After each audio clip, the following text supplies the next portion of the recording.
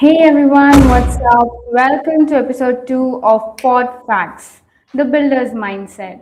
I'm Asima Tamkeen, the curious student.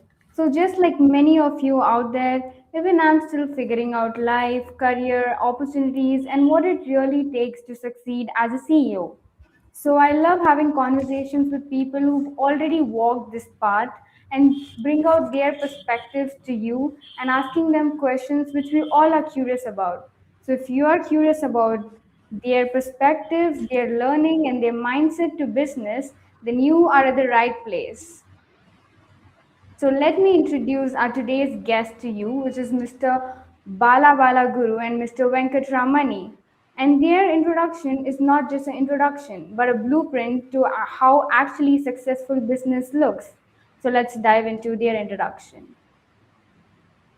Hello there. Look at the pinnacle of the global tech industry today, and you will find executives commanding incredibly complex digital ecosystems. Take a look at this collaboration banner between these two affiliated organizations across New York and Chennai. They're deploying enterprise grade blockchain, cloud security, ERP systems, and AI driven healthcare solutions. These operations are spearheaded by two men, Mr. Bala Balaguru and Mr. Venkataramani. When we see leaders operating at this level, we naturally assume a specific trajectory, a straight, unbroken line extending back 30 years, starting with a computer science degree and climbing cleanly up a corporate ladder. But if you actually trace these steps, that straight line immediately collapses. Decades before touching AI, Mr. Balbal Guru was managing retail banking territories. Mr. Ramani was operating deep inside an engine room of an Indian Navy warship. To find the roots of their current enterprise, we have to look back into the early 1990s to a time when their daily challenges had nothing to do with software architect or digital scale. As his career timeline shows, Mr. Balwal Guru started on the ground floor of a traditional finance. He operated as a territory manager for American Express and later moved into retail banking and acquisition of Bank of America. Managing those vast territories was a grueling education in human behavior. He had to learn exactly how to acquire customers, sustain relationships, and engineer sales strategies that worked in real life. Halfway across the world, Ramani's education was taking place under entirely different pressures. His service record highlights his time as a chief electrical engineer on the Indian Navy warship. He carried that military precision into the civilian sector, talking on the physical demands of serving and regional controller for aeronautical quality assurance in Mumbai. In the middle of an ocean or inside an aircraft hangar, a management mistake results in a physical disaster. This environment forced Mr. Ramani to adopt a lifestyle built on absolute discipline and zero tolerance policy for operational errors. Neither man was learning how to write code during his formative decades. Instead, these were mastering the human and operational systems that dictate how any complex organization survives. After a decade of mastering these high stakes environments, the path forward it required walking away from them entirely. It meant stepping into the unknown. In the year 2000, in the middle of early tech boom, Mr. Balaguru left traditional finance and moved into the chaotic world of technology consulting. Looking at his next career entry, he joined 3-1 Infotech and an SAP consultant and technical recruiter. He applied the sales and relationship instincts he'd honed at American Express to navigate the tech landscape. Mr. Ramani executed a parallel jump, leaving the strict confines of national defense and aeronautical to test his skills in the civilian corporate world. This entry highlights his role managing international back office operations and global profit and loss for Randstad. He applied his military operation discipline and ran massive HR shared service long after he entered enterprise tech. This type of transition works because the underlying operational frameworks are strong enough to support the move into a higher leverage environment. These distinct, layered paths eventually coverage in the high stakes corporate arenas of New York and Chennai. Bala spent 19 continuous years scaling Athreya Inc., evolving from VP of requiring to CEO. He relied on the same customer relationship strategies he learned in the 1990s banking to sell complex tech solutions today. Mr. Ramani merged his obsession with quality assurance and his experience in global operational management to take the helm of both Iontech and Athreya Medtech. The title of CEO arrived as the result of decades of cross-industry adoption, while the disciplined learning of warship and in retail banks finally met the requirement of global technology leadership. If you worry that your own career path feels shattered or that you are following a perfectly straight line, look closely at these records. As the text on these cards state, the public only sees the final outcome. They rarely see the hidden decisions, the doubts, and the rigid operation disciplines required to get there. The specific industry are building in matters less than. Looking forward to unfold all the curiosities. I would love to start with Mr. Bala Balaguru. So, looking back to your journey, was there any point in your life that could have changed your entire direction of career today? Um, Hello, everybody. Hello, Venkat. Good to see you here and the team. So, to answer your question, yes, there was a time when I decided that I'm going to take control of my life and not be dependent on employers.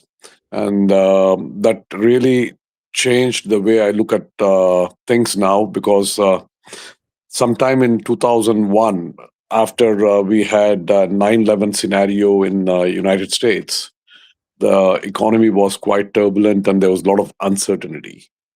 At that time, my then employer, 3i Infotech, asked me to return to India and stay there. And it was just about 2 years prior to that, I'd come to the US. Less than 2 years prior to that, I'd come to the US. So I was not mentally keen to go back to India at that point of time. And I took a decision that I'm going to figure out how to manage myself instead of being dependent on an employer for my visa situation over here in the US. So that's when I took a decision that I will enter into business and try to control my personal life and continued from there. So that I would say was a changing point, and I have stayed in business ever since after that. Okay, that is very interesting, sir. So, my Mhm. next question to you is, what was the biggest risk that you took that ultimately scared you at the beginning, but later it turned out to change your life? That's that exactly was the time frame too. In terms of the economy in 2001 was very, very weak in the United States, and um, the So, prospect you're of not audible? the prospect of having to return, the We prospect of can't hear you, Bala. oh, hold on. Being called, I'm going to silence myself. So, 2001 was a very uncertain time in the United States post dot-com bust and also the post 9/11 incident. So, the terrorist attacks that happened in the United States actually changed the world view, and there was a lot of uncertainty in terms of economy overall as a sequence of that. And at that time, uh, because of my then company asking me to return to India, for which we were not mentally prepared, we had to take a decision. Now, the decision was there was obviously, no paycheck that's going to come. And how are we going to manage? I had a young family at that time, and we had to provide for it. So, should I venture into a business world, or should I hope that some sponsor would sponsor my then H-1B need, and wait for the uncertainties? These were the things that was we were facing. The very real prospect that there may be a situation where I may not have a sponsor, and I may not have a job also, and the business may not pick up was really a little scary because the uncertainty relating to finances were very high at that point of time. But then we decided that we will go all out. We will go all out in business world and try what we knew best. And I would say that the fear of failure was always there. The fear of failure was always there, but then we had to overcome that fear. And Once we were able to transcend it, I planned myself, okay, what do I need? How am I going to survive in this uncertain environment if things don't work out? What are the backup options? Once I planned all that, it became a lot more easier. And we continued in business. It's now 24 years since we started Athreya Inc. And we've been here. That's what it is. So fear of failure is one thing that one has to be aware of. So just like you said, that the fear of failure. So many people out there who want to start a business also have many things in their mind, that whether if I start a business, will it work, or will I land up again not having a business and also not having a job? So you came out through that fear. So what advice would you give to people who are struggling with that fear currently? Okay, first and foremost thing I would tell all people who want to venture into business, do you really want to get into business? Once you are sure that you want to get into business, why do you want to get into business? What is it that you value because of which you want to take things into your own hand? So in my case, I wanted the freedom and the ability to make the decisions around me, okay, with reference to me, my personal family. Then with reference to that, I needed to be in control of the decision making process. That was important. So I realized that I would like to do that. And then I also would say that, choose those areas that you like, what you like to do in business. Why is it that you want to be in business? Business cannot be just about making money alone. It has to be about your passion, what you want to do. So anybody who wants to be in business, I would suggest to them, try to identify why you want to be in business. What is it that's driving you? What areas you would like to work in? What is it that you enjoy doing? And thirdly, I would say that, stick it out. Stick it out. Things will never be easy in business. There'll be days that you will be actually wondering why doing what you're doing when there's no money to be made out of it, and everybody else around you is having a jolly time, earning hundreds of thousands of dollars or hundreds of thousands of rupees as salary, and here you are trying to make your ends meet in terms of firstly business and then in terms of the personal family also. So you will be really working at a very low paid, low compensation for periods that are not in your control. But then I would really say that for all youngsters who want to be in business, plan it out, like what, decide what you want to be in, what area you want to be in, and why you want to be in that area, and then stick it out. Yeah, Yeah. That Asima, is very if you can just insightful, sir. So, when we are actually getting into business, we need to learn that we have to sacrifice the first 5 to 6 years of our life. Yes. Asima, Okay. can absolutely. you just give us a Asima? I have a question. Can you Yes, sir. just let us know what is the audience like? What is the age group of the audience today? Yeah, Our age group of audience is, we have probably students who are trying to learn from you, your conversations, and also we have elderly people who are interested in what conversation we are going to have today. sure. Okay, all right. So, So, Venkat, brothers do you who want to are add tuning in, something? You want to add something to the thought process here in terms of what would drive you to get into business? If you have to, we also did start two of them, and you have a biotech company in the family. Definitely, definitely. So, first and foremost, for anyone who wants to get into business, it has to be the passion uh, and the willingness to put in close to something like 70 to 80 hours of work every week on week, with no break and no holidays, at Yep. least for the first 3, 4, 5 years. That is the only way out. There is no magic wand which will give you results immediately. I mean, yes, we hear of a lot of, especially in the software industry, many founders who have uh, made a lot of money, but let me tell you that money has not come within a year. It has taken lots of work which has happened in the background.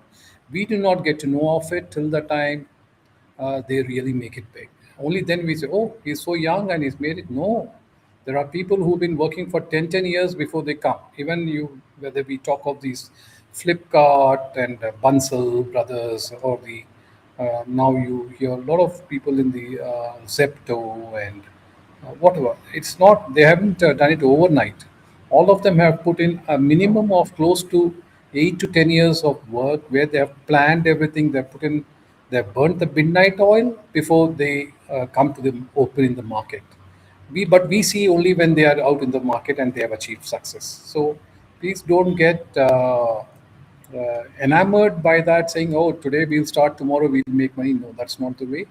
First and foremost, there has to be a passion for the work that we do, and secondly, that passion uh, has to be followed with hard work. So just to tell you, we used to work 7 days a week when we started our Discipline. business. We used to work 7 days a week without fail. Every day we used to go to work, and not we used to travel about 25 kilometers every day, up 25 kilometers, down 25 kilometers, 50 kilometers. We would travel every day for the work to start. And yes, now after 10 years, we have achieved stability. Let me tell you, we are stable now to and allow it to grow further from here. So, Mr. Ramani, sir, you had mentioned being consistent. So I want to ask you a question. So as a student, everyone out there, okay, we are ambitious but at the same time lazy. We are curious to start something, but at the same time we miss consistency. As you being someone a successful CEO who has overcome all of this, what advice would you like to give to people like me who are curious but at the same time lose consistency in the middle? What do you tell? How can we stay consistent in the long run? So, what happens? Consistency comes from passion. If you're passionate about something, let me tell you, I mean,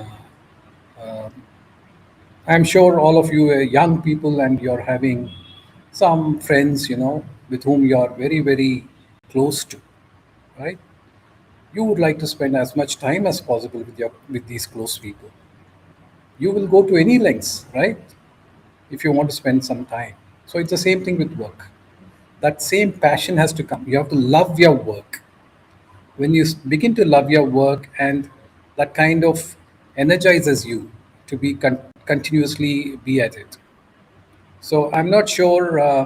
There used to be one movie, Bala. You remember that the one with the basketball, the flubber. Do you remember the Mm. flubber? Yeah. I'm Many not years sure. ago. So people can just Google this movie called Flubber. Now here is this chemistry professor, and he's to be married. He's getting married, but he's so occupied in the lab doing some discovery that he forgets that his time for marriage is already over. He's to be supposed to be at the church, but his passion to produce that flubber. Flubber is a kind of a stringy ball, which he then attaches it to the shoes of the football of the basketball players, and the basketball players Correct, jump over correct, each correct. other and go on play and score the baskets. So the question is, he's so passionate he forgets everything else. So if all you students want to succeed, you have to put in that kind of work. Now I will give you a personal example. I'm very fond of studying. I used to spend hours and hours studying as a child, and subsequently.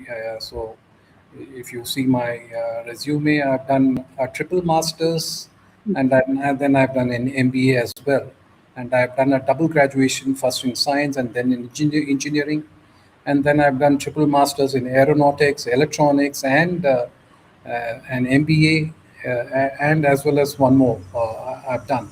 So, when you do, I would say I was deputed on something called as many you people may be aware of. There's a country called Somalia on the in Africa, on the western coast, on the East eastern Coast. coast of Africa, east coast of Africa.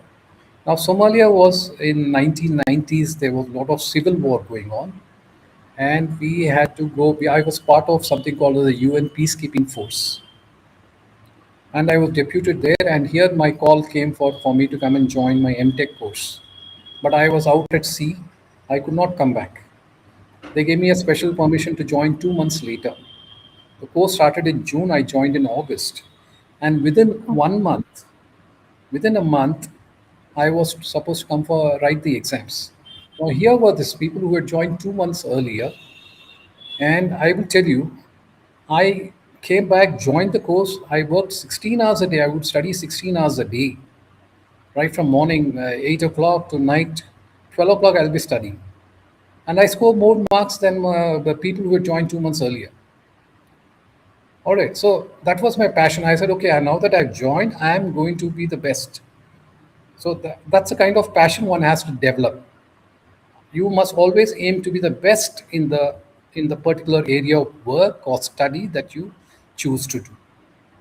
And once you have that mindset, it is there in your mind. I'm not going to let my mind wander or divert from anything else. So that has to come into all of you, all the students. Be focused continuously. And today, Dr. Rajeshwari is not there. I've seen her work. I've seen her work, and I've seen her PhD work. And when you listen to her, you will know what is passion. And you don't let anything come in between. No, you don't think about failures. You don't worry about money. You don't worry about food. You don't worry about anything else. Your focus is only on what you have started to do and focus on that.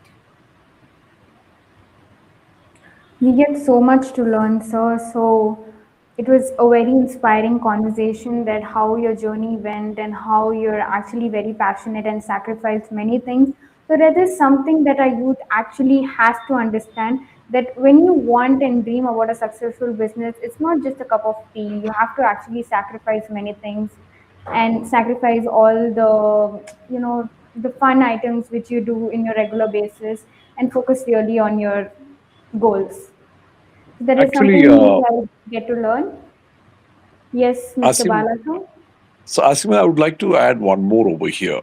Yes. So the mind has to be very flexible. The individual who wants to be in business, he's going to have all kinds of challenges come up in front of him. Okay, and then uh, there'll also be conditions that will be varying very frequently, very quickly. Okay, very frequently, and diverse conditions may be thrown up. So the person has to be very flexible in outlook, flexible in attitude, flexible in terms of actions also. Okay, how best to go? So that's one thing I've noticed. I've been very flexible. Another very important thing is continuous networking.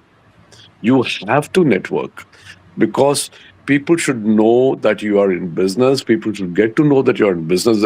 And of course, with technology emerging, with AI and so much of automation happening now, things could change in the future. But at the same time, um, in Hindi they say "Jo dikta hai, wo bikta hai," right? That concept has to be kept in mind. That is, the business has to be visible.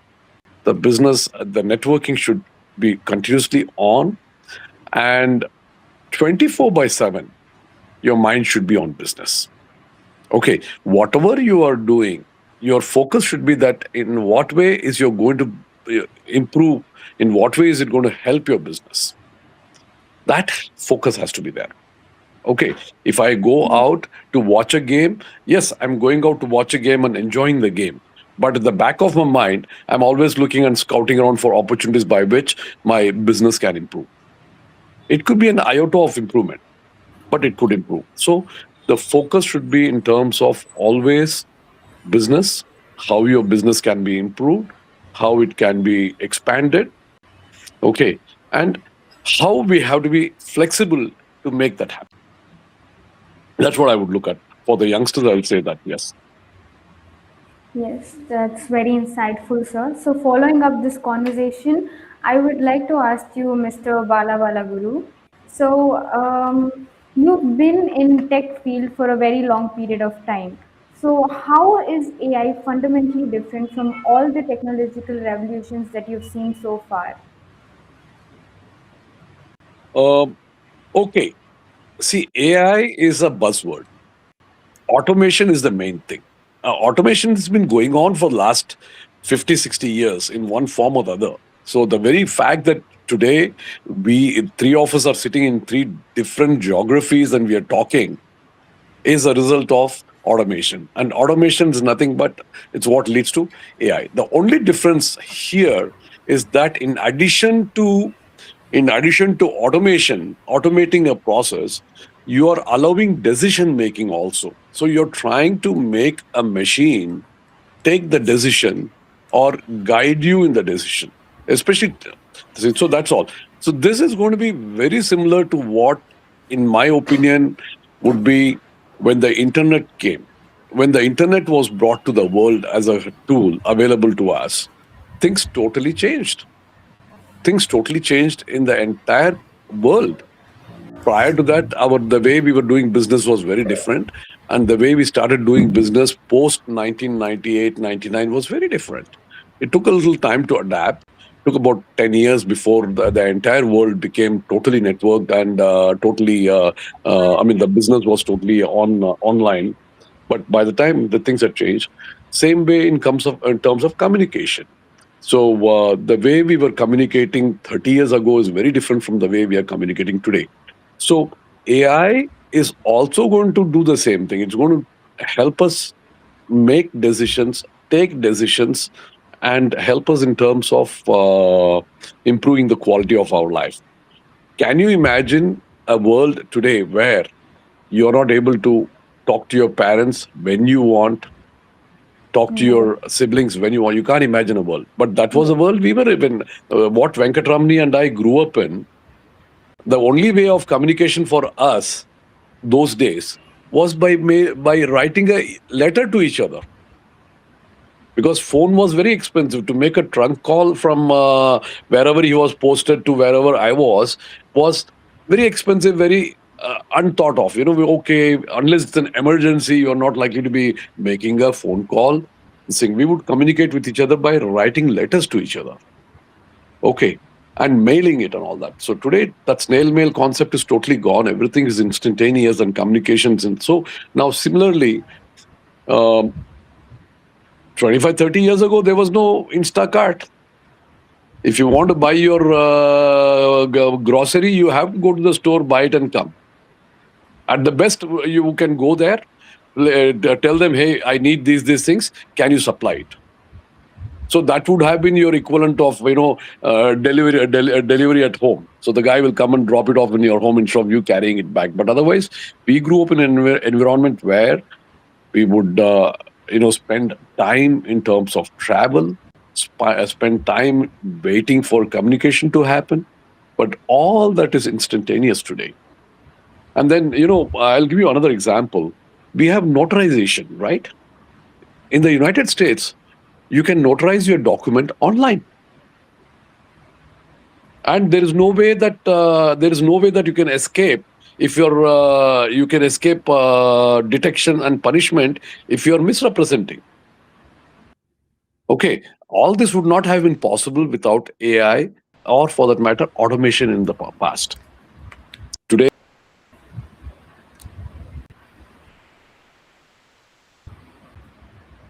Bala, we lost you. We got disconnected to Mr. Bala Balaguru. So, Raman sir, what is your insights on this? Would you like to add something?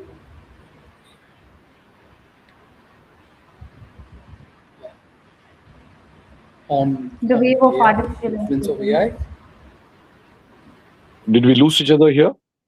Yes, yes, sir. Yeah, Okay. yes, Bala, we lost you for a few. So, what was the last thing that you guys heard?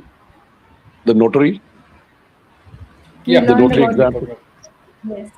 Okay. So, notary is a classic example of how AI is being used.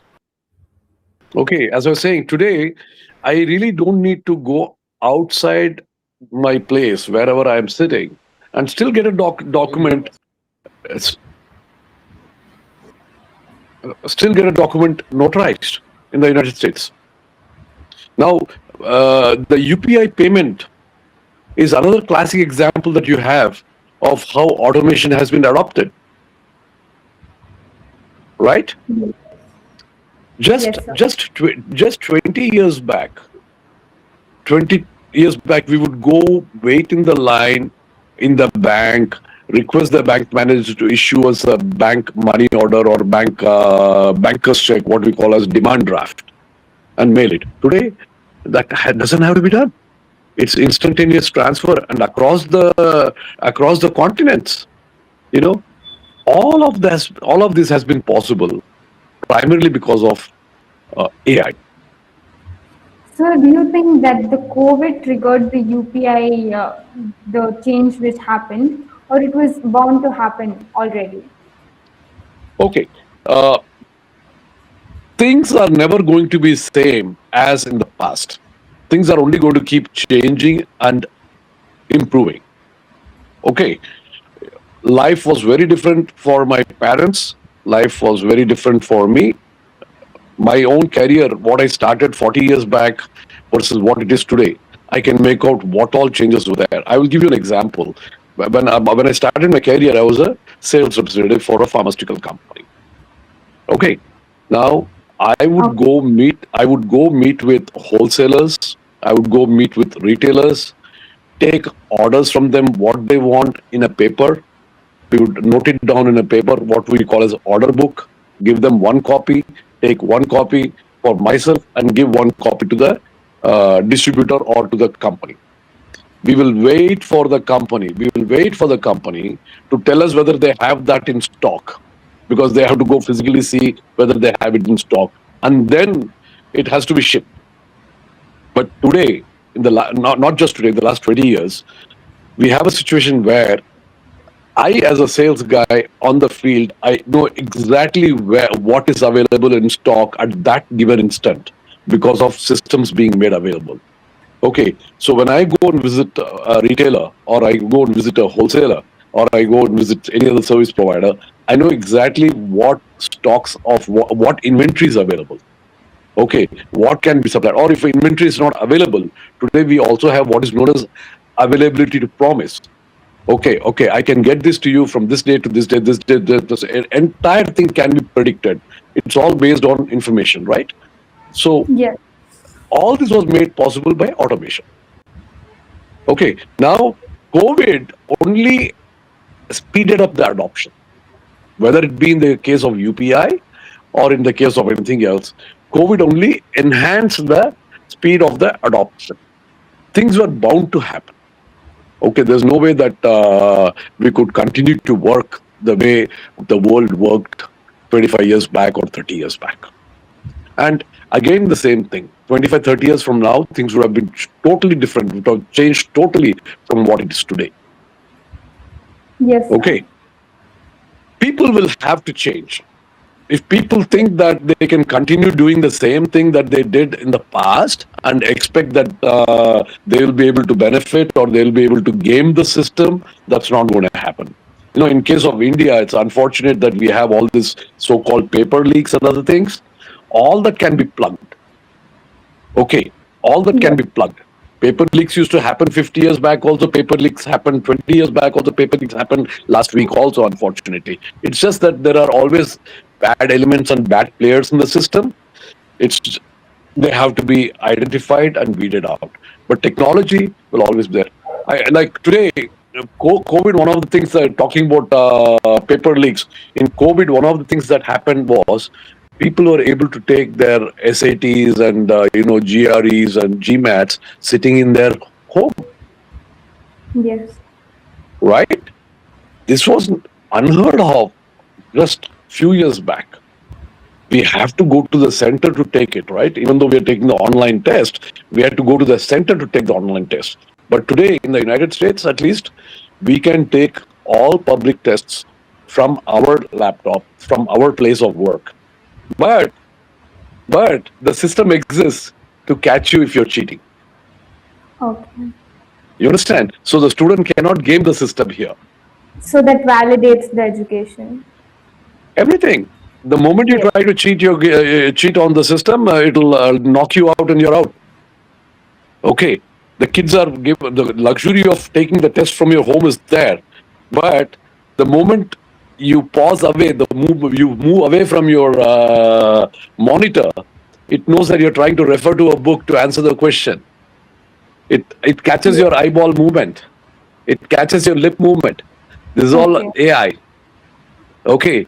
If I'm going to be talking to somebody else, okay, and taking answer from him, it is doing the 360-degree noise management, noise perception. Is somebody else talking? Am I lisping it? This was not possible just 5 years back.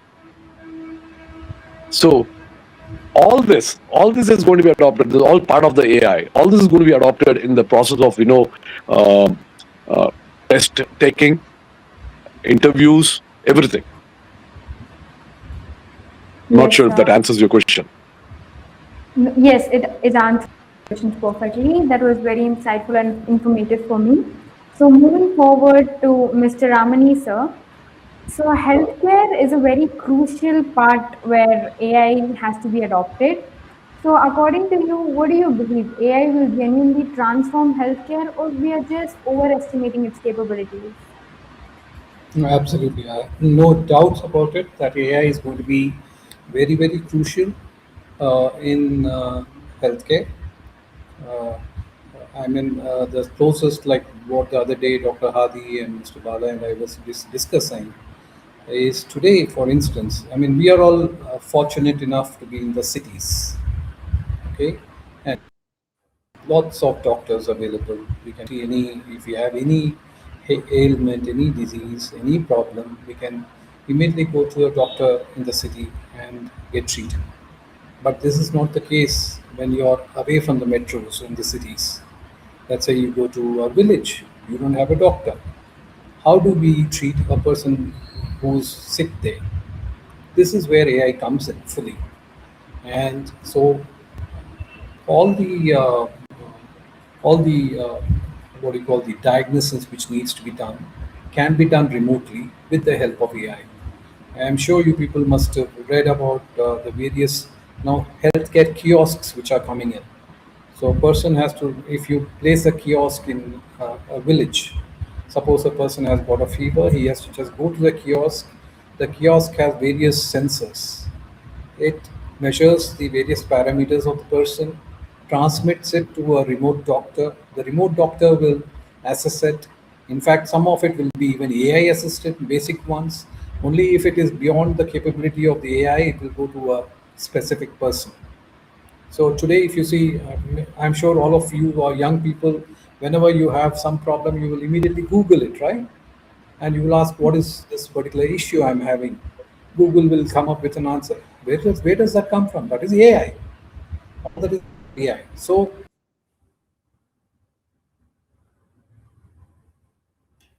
We lost you. Yeah. Rami, we lost you for a moment. yeah, yeah. Okay. So that's what. So AI has got tremendous scope in healthcare. Uh, Absolutely. I see it growing hundreds and thousand folds in the coming years. And most people will be able to access AI in some form or the other in the next few some years. In fact, the many of the And there is a lot scientific of work to be done. There's a lot of work to be done. Yeah, please go ahead, Donna. in fact, many of the scientific fiction movies that we have seen in the past, they all will become true in our living times. Oh, that is a very bold thing to tell. So maybe it can happen, maybe it cannot happen. So, but because we have fiction, is it is out of human perception. There are many things that can happen in fiction. Not really, not really. You see, think about the automated cars. Who would have imagined that transportation would be like this? Today, today, when you take um, uh, transportation within the cities, I don't know if in India you have inter-terminal transportation in the airports, but all those are automated. Millions of passengers walk into the air car, and the air car doesn't have a driver. We every day you log, like, every airport in the most major airports in the US are using what is known as air train to transport passengers from one terminal to another terminal. Okay, So do you that is one side of the story, sir. Do you think that is really safe? of course. There are enough guardrails put in place. There are enough security measures put in place, and we are living. It's not a new technology. It's been in existence. I remember flying in Hartford. In Atlanta Airport, Atlanta Airport, as early as 2001, and using a fully automated transportation system. It comes on time, leaves on time. Okay, the doors close automatically. The metropolitan transportation system in Bangalore also is very similar. It's except that you still have human drivers for it, right? But you really don't need once everything is automated. There is a movie called York that I saw many years back. Okay, I think about 15, 16 years back it came out. In that, they show certain systems that are being used. Okay, which are fully automatic, and we are almost there. Have you seen the robotic vacuum cleaner, Yes, iRobo? yes. It's been in existence for 15 years now, 15, 20 years now. So when it can do the sweeping, swabbing, and everything, mopping automatically, it is nothing but AI, right? Yes, yes. So Self-driving car. every revolution comes with advantages as well as disadvantages. Coming to look forward, what are the disadvantages and dangers that AI actually carries out when it terms of healthcare? Uh, yeah, there are going to be many disadvantages, but I'm sure there will be security mechanisms put in. For instance, see, one of the you might have heard of something called as robotic surgeries. Have you heard of robotic surgeries? Yes, yes, I have heard about that. How far No, is it, good, sir? I don't think surgeries are as good as human surgeries. How no, it may practical not are be. they? No. That may not be fully correct because there are certain very complicated surgeries in which a human doctor may not be able to do it because the amount of control which is required, let's say especially brain surgeries, for instance, in the brain, I'm not a doctor. I'm not sure whether any of the whether Dr. Hadi or Dr. Majd is there, but we know that some of these brain surgeries and all can be very crucial. A little bit of hesitancy or nerves while doing it can cause severe damage, can result in even in death. So in these spaces, a robotic surgery will definitely be of use. Second thing, I think today even in ophthalmology, there are a lot of robotic procedures which are coming in. Okay, I'm sure Dr. Hadi would be able to add on to that. So these are places where very precision is required. So that kind of precision, and especially when you're operating with very narrow margins, there robotic surgery would be a big help. So let me give my thoughts on this, Venkat. So basically, the human element and the automatic automation, they will be complementing each other. True. So Yes. we cannot say, we are not going to be totally ruling out human intervention. But as Venkat just said, with robotic with automation, certain things that were not doable earlier now become doable. Okay, but still we would be having human intervention and human decision making in the process. I Okay, think that is a now, very good combination. yeah. Yeah. So, sir, as you said that what movies we have seen about scientific fiction that is actually going to come through in the next generation. So we have two concepts. One is we heard about flying cars way before 20 years, but that is still a concept. It hasn't become practical. So according to you, what are the places where AI can actually go in practical terms? And what can remain actually conceptual? Okay, so one example I can think of in our day-to-day life today is digital storage. Just 15 years back, 20 years back, we did not have cloud as it exists today. And in the cloud, storage is a very important thing. Earlier, we were, you know, using hard disks in Yes, enterprise. Today, we don't need it, right? So yes, it is a clear example of AI today. Whether it is Microsoft Azure or Google Cloud, or whether it is the other clouds, AWS, they all are using AI in a very big way to automate the process and to provide us, latency and redundancy. It is there in such a way that it is very well optimized. So storage is an example that you can look at right now, where AI is in practice in a very big way. We are using AI in defense a lot now. A lot of decision making is based on AI now. So if some of you have been following uh, the Ukraine Russia war or the Iran US war, you will realize a lot of activity is happening yes, based on AI. In fact, even last year's Operation Sindoor was yes. a lot of AI. In fact, we were able to inflict big defeat on Pakistan because of AI. We totally uh, demolished their nuclear bunkers and so on. I mean, many of them it's not there. No one wants to say it out in public, but a lot of damage was done because of AI and a lot of automation in our entire defense architecture. Ramani sir, at the same time, Anthropic refused automation. What are your thoughts about that?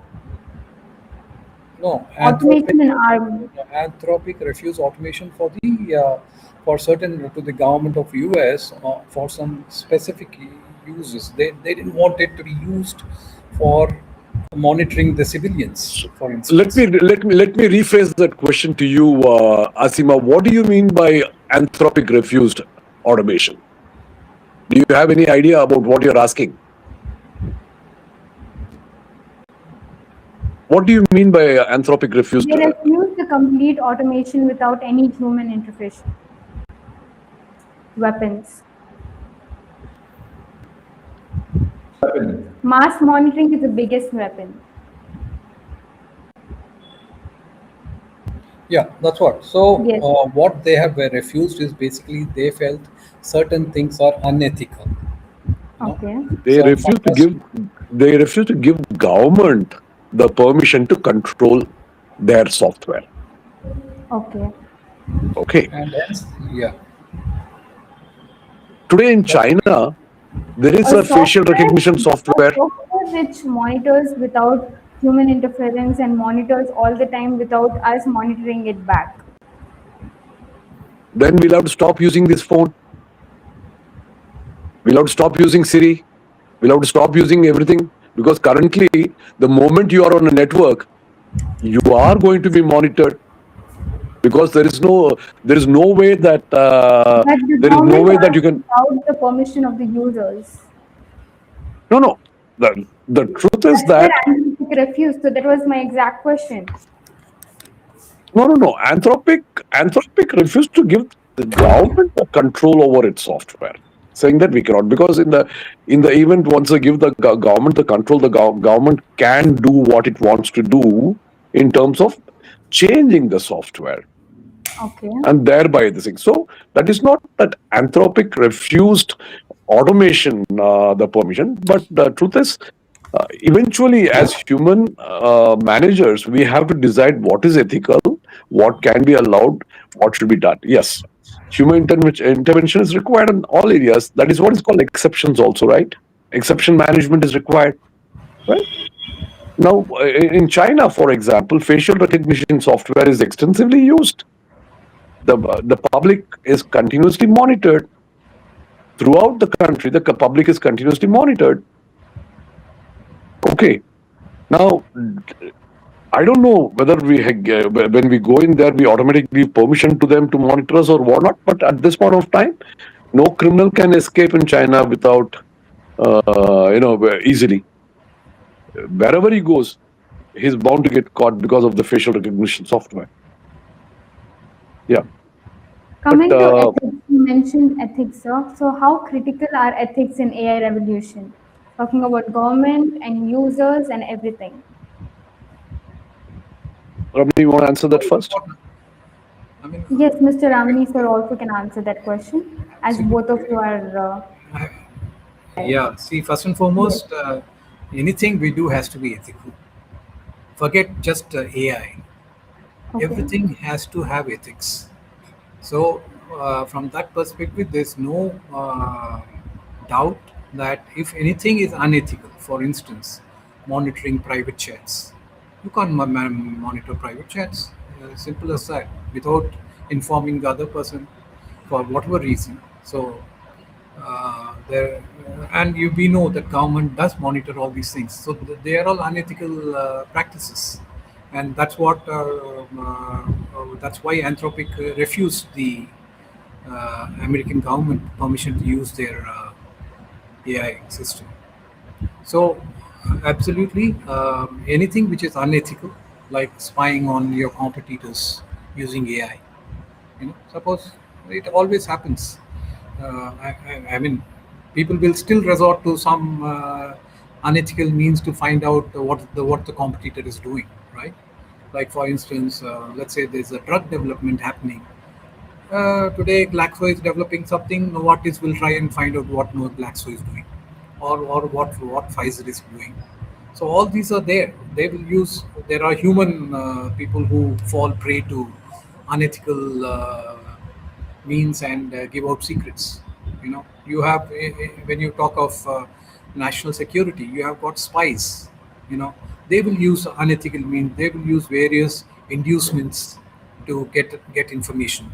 So they are all unethical. So from that perspective, AI definitely cannot be used for anything unethical.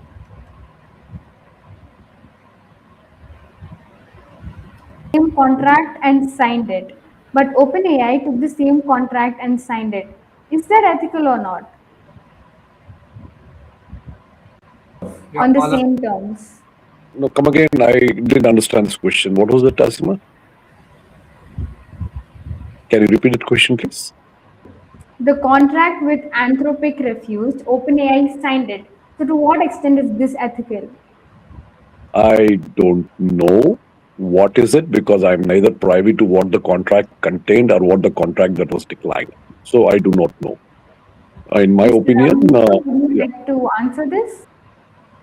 No, definitely. I mean, if the terms of reference were the same as what was given to Anthropic, and if OpenAI has accepted, then it is obviously unethical.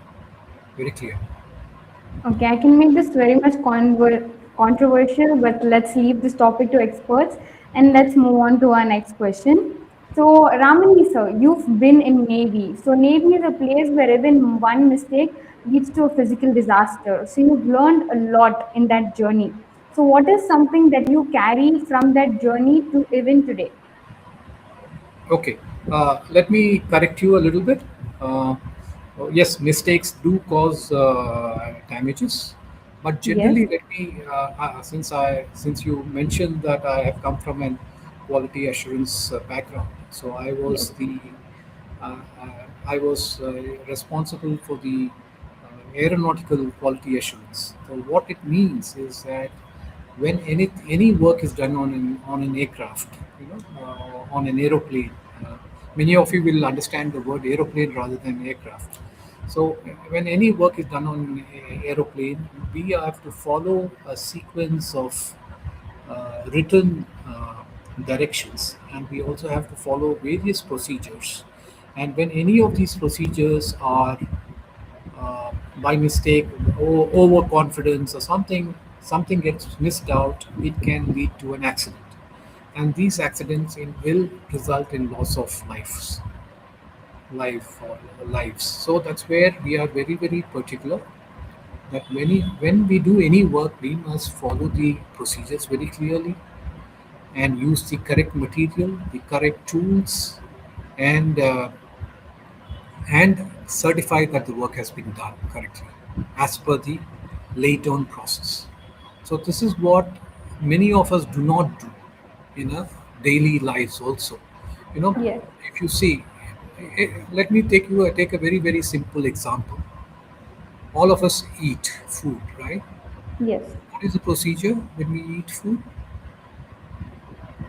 The procedure that we eat food, we have our cutlery and our spoons, and then Yeah, through a disciplined manner, we eat it in a better posture. yeah. Before that, we wash them, right? We generally, at least in Yes. all our homes, we wash whether it's a plate or a spoon or a fork or a knife. Everything we wash it. Why we wash it? To ensure that there is no dirt, there's Jumps. no germs, virus, anything. And Okay. if we don't do it, it's very likely that we can get an illness. Right. So that's a simple procedure. I'm talking about a very, very basic procedure that we do. Or when we come home after going out, we remove our footwear outside and keep it. In fact, now the West is adopting it. You know, they don't come with their footwear inside the house, which we've been doing it for centuries. Now Yes. the West is saying, oh, when their footwear has germs and so on. Now they are saying that they saw it under ultraviolet, and now the practice of removing the footwear when you come from outside is being adopted. Now we've been doing it for ages like this. So that's a simple thing. If you come into the house with the footwear, whatever worms, I mean, we walk all over the place, and there will be a lot of virus, worms, everything, dirt attached to the footwear. Now, would we like to get it inside the house? No, because the house is a much more Safe what do you call environment. safe environment. It doesn't have virus and so on. But if we get it, we are not following the due process. And We're if we don't follow, compromising. then there'll be damages associated. It may not. The thing is, that's what we say. It does not happen immediately. It happens over a period of time. So I will give you a very small example of uh, why it is important to follow the processes. It may be something as simple as writing a software, testing whether we have written the software correctly before we put it to use. That's where what we call it as quality testing. I'm not sure whether Okay. there are any people in this team who are there. The quality assurance QA team. You have all software teams today have a QA team, right? Who does the QA quality audit of the software which has been written. Now, okay, we may have a software which is not critical, which doesn't affect. But today, every system, power stations run on software. Your hospital systems run on software. If you have written a software wrongly, if there's an error, it can lead to the malfunctioning of a life-saving equipment in the hospital, and it can lead to a death. So, Yes. from that perspective, it is very, very important that we follow all the due processes. Like all of you who learn coding, I'm sure your teachers, your instructors have told you what is the process to write a code, and how do we verify the code Yes. whether it functions as per what you have started or what you thought it to do. So from that perspective, we need to do. So when I was in the naval aviation, we had this peculiar incident. One of the the aircraft have something called as the rocket pods from where they fire. The fighter aircrafts, they have rocket pods under the wings, and the pilot has a switch in the throttle, what we call as a joystick, and he Yes. presses it, and the rocket fires. So we had an Okay. incident one day. I mean, one of the pilots had taken an aircraft. He had gone for firing, I mean, something happened, and two of the rockets did not fire. Rocket number 1 and 4 did not fire. Okay. So now what happens when the pilot comes back? He's supposed to write it in a book saying rocket 1 and 4 have not fired. Now it was late in the evening by the time he came back, and it was late in the evening, and he was rushing home or whatever, some other appointment he had. He just wrote rocket 1-4 did not fire. Now, what does 1-4 does not fire mean? 14.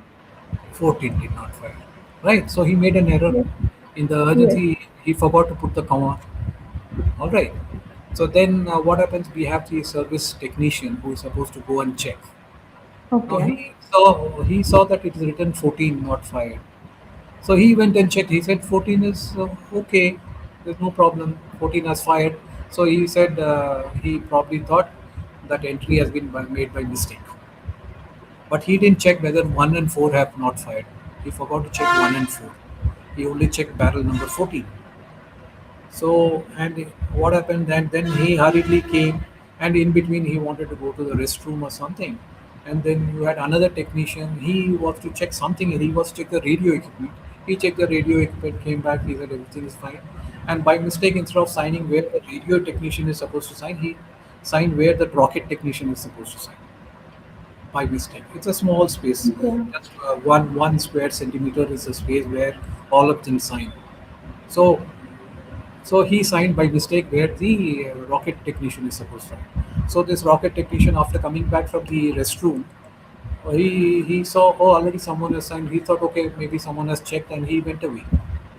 So everybody thought there's no problem in the aeroplane.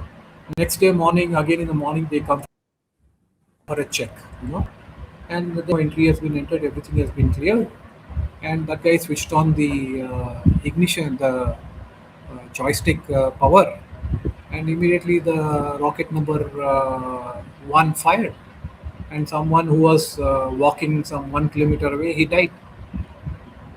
So you see the sequence of errors. We say there should be no mistake, but here four people made a mistake. First, the pilot made a mistake of not writing correctly. Then the rocket technician didn't see pod number 1 and 4. Instead, he checked 14. And then the radar technician, by mistake, he signed in the wrong place. And then again, the rocket technician thought someone has already checked and gone. He left it and went. And the next day morning, the fifth guy also didn't check properly, and five people didn't check, and then the accident happened. So what happens generally? Accidents don't happen because just one person makes a mistake. Accidents happen when there are 4 5 links which Links. Sequence of things.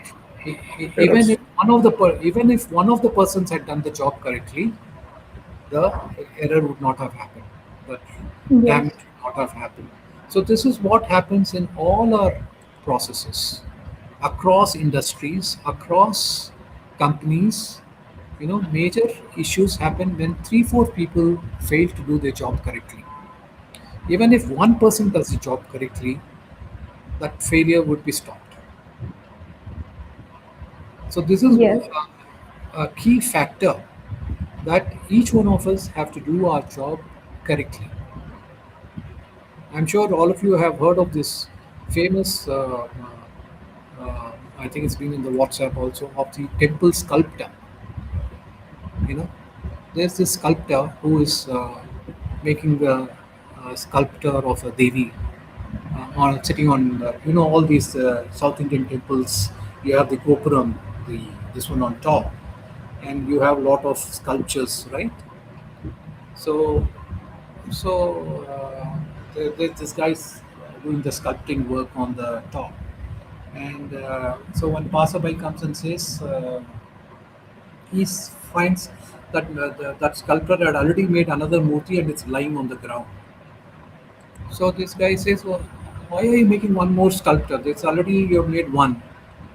Then that guy says, you see that eye of that murti, the Devi's murti, you will find that the eye is not correct. It is slightly chipped off. Then this guy says, oh, but you will be keeping it so far on top. Who will notice it? No one can make it out. You should have just kept it there and gone. Correct. So now you see there's been an error which has taken place. But he says, because no one else will notice, you just leave it there. But that guy says, no, I know it is wrong. If I know wrong, it is wrong, why will I keep it there? I have to correct it. So that is the attitude. See, whenever we accept some work, You should always say, or when you submit some work, first you have to self analyze. Have I done my best? Is this the best that I can do? Can it be done better? Or is there some shortcoming? So if you can satisfy, that's what we say always, the self quality is the best quality. You have to satisfy yourself first before anything, whether it is work or whether we do anything at home. It may not be work, it may be a simple food item that we prepare at home. Do I accept the quality? Is what you have to first say. Is the quality acceptable to me? Only then we can give it to someone else. If I am not going to accept that quality, why should I give it to someone else? Suppose a client has given us some work. Let's say he's asked us to write a software. In a hurry, we want to finish it off in that time. Oh, there's time pressure, time pressure. Let's finish it off in half an hour and give it and go. But we don't test it properly. Suppose you were to accept that software, will you accept it? No, No. you will not accept. You will want all the tests to be done. You want all the test cases done, and you want to see the output of those test cases. Only if all the test cases have passed, you will accept it. So the same thing has to be for the client also.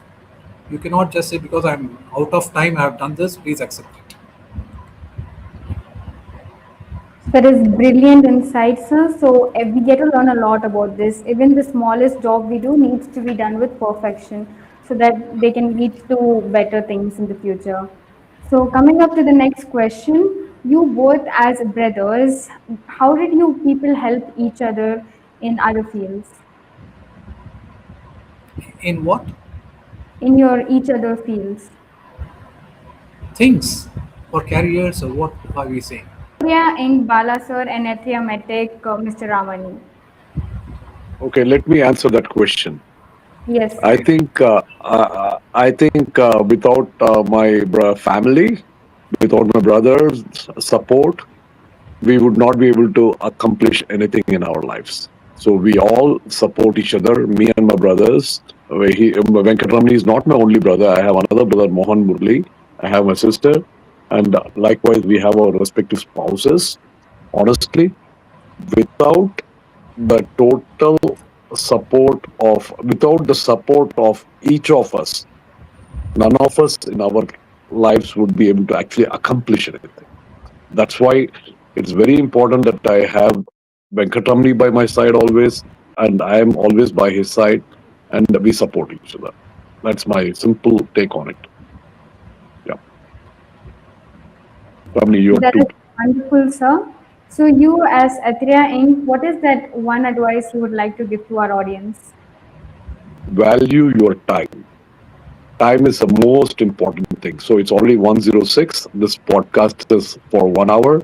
So we should end it because time is the most precious resource that we have. Nobody has more time, nobody has less time. So value your time, use it as the most important resource that you have. Be productive always, stay focused. So, That's what we would like to end this conversation with one last question to Mr. Ramani, sir. So, you as the CEO of Athreya Metek, what is that one advice you would like to give to all the audience who are hearing you out today? Work with passion, simple and straightforward. Keep passion should be the first and foremost. Everything else is secondary. Knowledge can be obtained. Okay, money can come in, but passion has to be generated from within. It cannot come from elsewhere. No one else can make you passionate.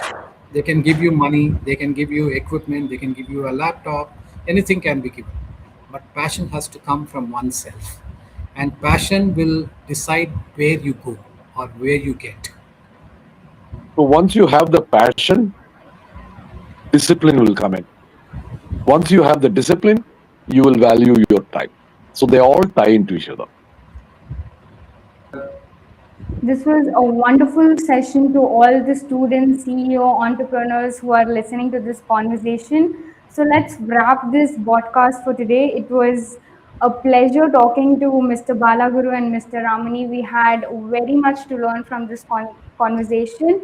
So signing off for today, Asima Tamkeen. Until the next episode, Keep learning, keep asking questions. Thank you. Thank Thank you. you. Thank you for having us. Bye. Thank you, sir.